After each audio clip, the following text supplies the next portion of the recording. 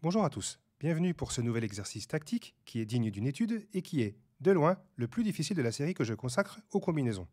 Au passage, j'ai mis le lien vers cette playlist en haut à droite. À vrai dire, selon de nombreux commentateurs, la partie dont est tirée cette position est certainement le fruit d'une falsification.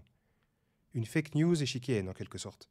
Elle a malgré tout le mérite d'illustrer de manière très pure un thème que je vais vous laisser chercher. Cette partie a opposé en 1920 Edwin Ziegler Adams à Carlos Thor Repetto.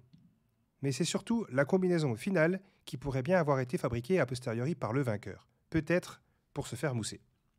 Si vous avez des précisions sur ce cas curieux, n'hésitez pas à partager dans les commentaires ce que vous en savez. Entrons sans plus attendre dans le vif du sujet. Les blancs jouent et gagnent. Vous pouvez mettre la vidéo sur pause pour chercher, mais attention, vous allez devoir prendre pas mal de temps pour trouver l'idée des blancs et surtout pour trouver comment la mettre à exécution jusqu'au bout. Car on a l'impression que les noirs peuvent défendre. Comme d'habitude, pour bien vous entraîner à visualiser, essayez de calculer sans déplacer les pièces. On s'entraîne, si possible, dans les conditions d'une vraie partie. Allons-y.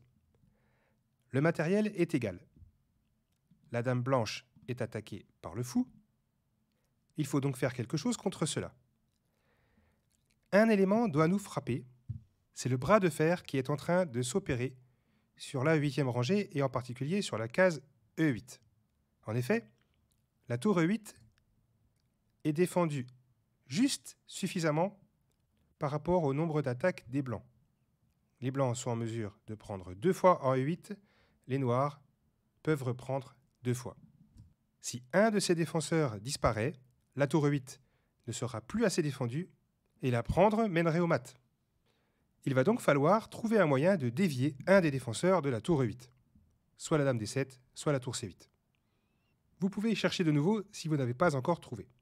La première déviation est spectaculaire, mais vous allez voir qu'elle n'est en réalité qu'une première salve d'un long feu d'artifice. Ce coup, vous l'avez sans doute trouvé, c'est dame G4. Si les noirs prennent la dame, la cause est entendue. En effet, après dame prend G4, la tour E8 n'est plus assez défendue, donc, comme je l'ai dit, ça mène rapidement au mat après tour prend E8 échec, tour prend E8, tour prend E8, échec et mat. Prendre en E2 ne résout rien, étant donné que la dame D7 n'est pas protégée, et après tour prend E1 échec, il suffit de reprendre avec le cavalier. Les blancs sont complètement gagnants. Enfin, protéger la dame ne sert à rien, que ce soit avec la tour C ou avec la tour E. Le problème sera le même.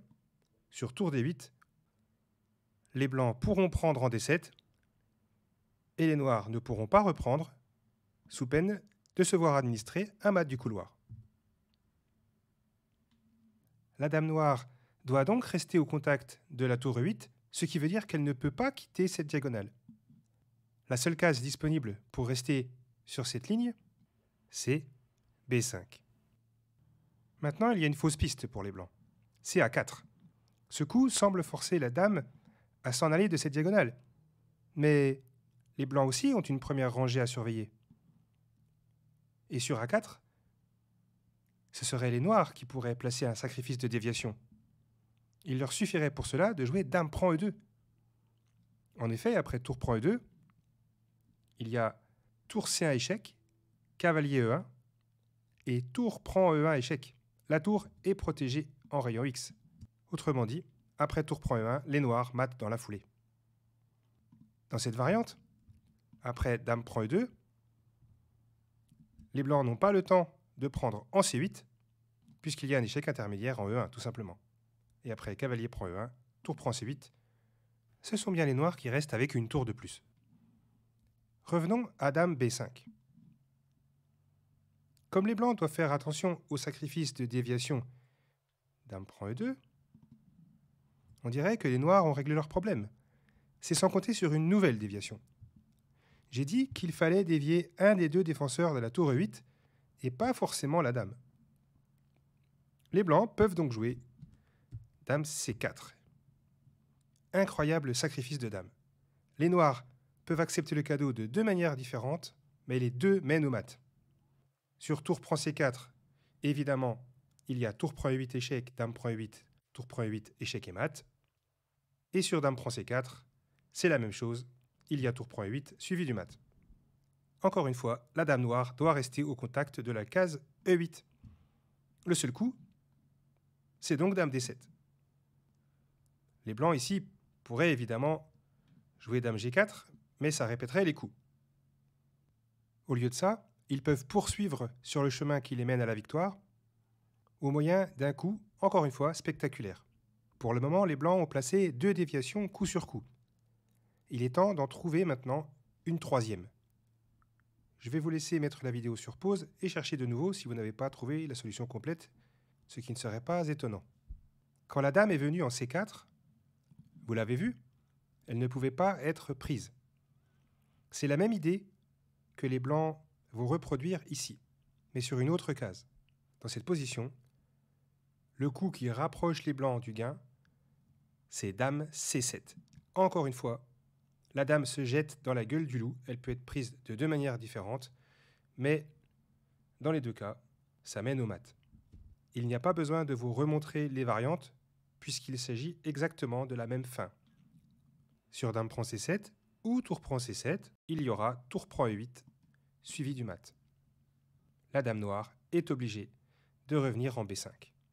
Si elle vient en A4, il n'y aura qu'à jouer B3, et de toute façon, pour rester sur cette diagonale, la dame va devoir venir en B5. Bien évidemment, les noirs n'ont pas le temps de prendre en C7 parce qu'il y aurait tour prend E8 échec, suivi du mat. De la même manière, tour prend E2 est très mauvais, puisqu'on peut répondre dame prend C8 échec, et après dame E8, il va y avoir mat, dame prend E8, tour prend E8, tour prend E8, échec et mat. Dans cette même variante, si après B3, la dame revient en B5, on n'a qu'à jouer A4, et cette fois, la dame doit quitter la diagonale. La différence par rapport à la position de départ, c'est que sur dame prend E2, on pourrait répondre tour prend E2 tout simplement, étant donné que la dame ne peut pas être prise à cause du mat sur la 8e rangée. Après dame C7, le seul coup, c'est bien dame B5. Et maintenant, comment forcer la dame à quitter la surveillance de la tour E8 ? Les blancs semblent dans une impasse. C'est sans compter sur un coup qui va attirer la dame sur une case où elle sera de nouveau harcelée. Et ce coup, c'est A4. Si les noirs ne prennent pas ce pion, cela signifie que leur dame va devoir arrêter de protéger la tour E8. On l'a vu dans la variante précédente, sur dame prend E2, il suffit de reprendre de la tour. Et sur tour prend C7, de prendre en E8. Donc dame prend A4 est forcée. Maintenant que la dame a été attirée sur cette case, les blancs vont pouvoir placer une nouvelle déviation. C'est encore un sacrifice, et encore une fois, ce sacrifice ne peut pas être accepté. Je vais vous laisser chercher encore un petit peu si vous voulez. On se rapproche de la solution, mais on n'y est pas encore, vous allez voir. Le nouveau coup de massue que les blancs ont infligé aux noirs, c'est tour E4. Vous l'aurez compris, tour prend E4 mène directement au mat, après dame prend C8 échec, dame E8, dame prend E8 échec, tour prend E8, tour prend E8 échec et mat. La dame était protégée en rayon X. Après tour E4, si les noirs ne prennent pas cette tour, la menace est tout simplement de gagner du matériel. Sur tout autre coup que dame B5, par exemple H6 pour donner une case de fuite au roi, les blancs n'auront qu'à jouer dame prend C8. Sur tour prend C8, on récupérera simplement la dame et on restera avec une tour de plus. Dame prend E4 ne règle rien à cause de dame prend E8 échec. Et la dame est protégée en rayon X par la tour E1. Les noirs sont donc obligés de jouer dame B5. C'est la série invraisemblable de déviations à laquelle on vient d'assister qui laisse penser que la fin de cette partie a été embellie, voire entièrement falsifiée. C'est maintenant qu'il faut trouver le coup de grâce. Que peuvent faire les blancs pour briser définitivement la connexion entre la dame et la tour? On y est presque. La défense des noirs ne tient qu'à un fil et les blancs peuvent le rompre au moyen de dame prend B7. La dame ne peut plus rester sur cette diagonale puisque toutes les cases sont contrôlées.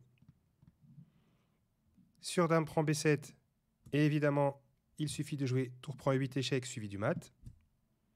Et sur tour prend E4, on retombe dans la même variante que tout à l'heure avec dame prend C8 échec, dame E8, Dame prend E8 échec, tour prend E8 et tour prend E8 échec et mat.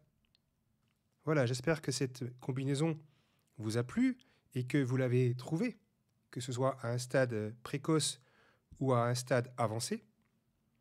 Si ce genre d'exercice vous plaît, n'hésitez pas à mettre un pouce, à vous abonner à la chaîne si ce n'est pas le cas, voire à laisser un commentaire. À bientôt pour de nouveaux exercices.